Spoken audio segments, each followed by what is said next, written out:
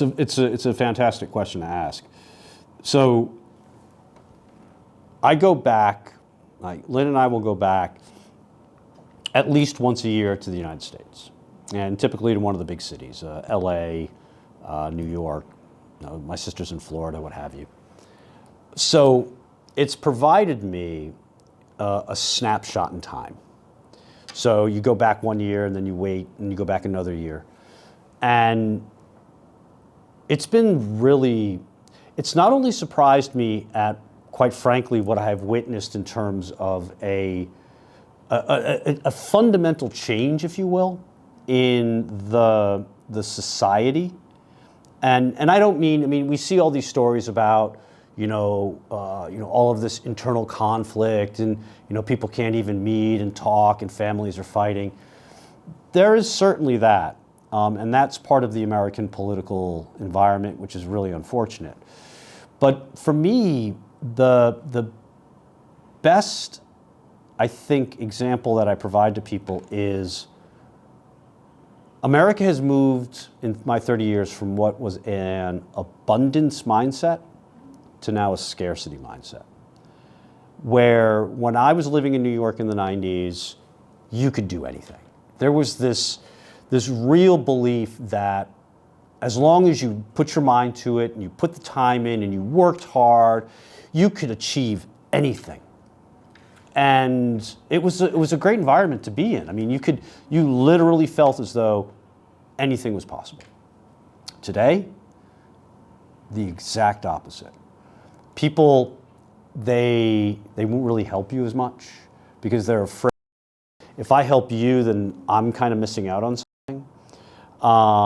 And it's been a real, I think, it's surprised me because when you think about you have different types of business relationships, 关系, right? It's like, okay, I'm going to help you better understand China and do these things.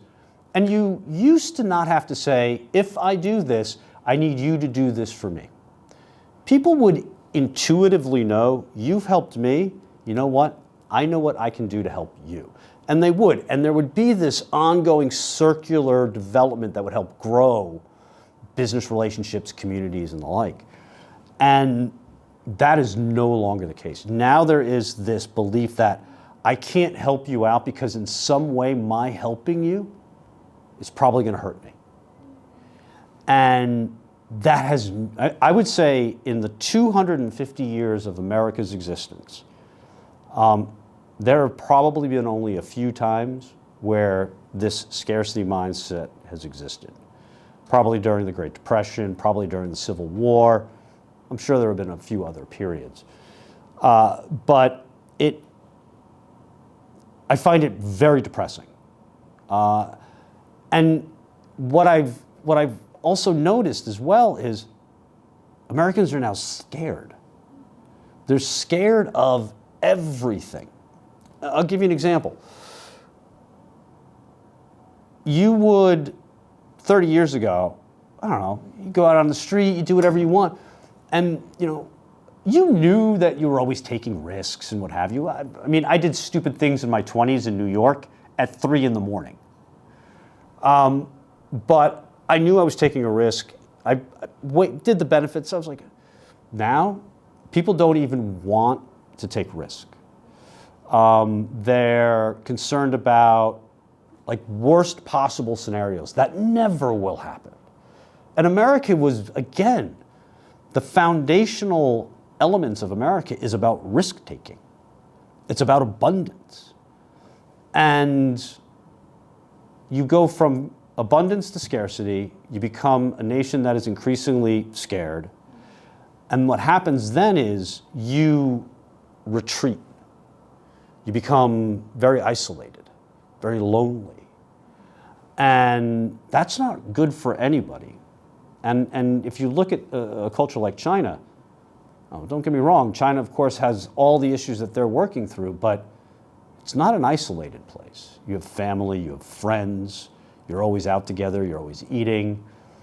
So, yeah, it's kind of sad. Now, I will end on a positive note, though. America is and has demonstrated so many times in the past to be insanely resilient. It can go from a period that looks to be extremely dire. Everybody's depressed. And in a matter of years, they're able to bounce back. I still believe deep in my bones that that will happen again. Maybe not this year or next year, but I think at some point there will be a renewal in American optimism.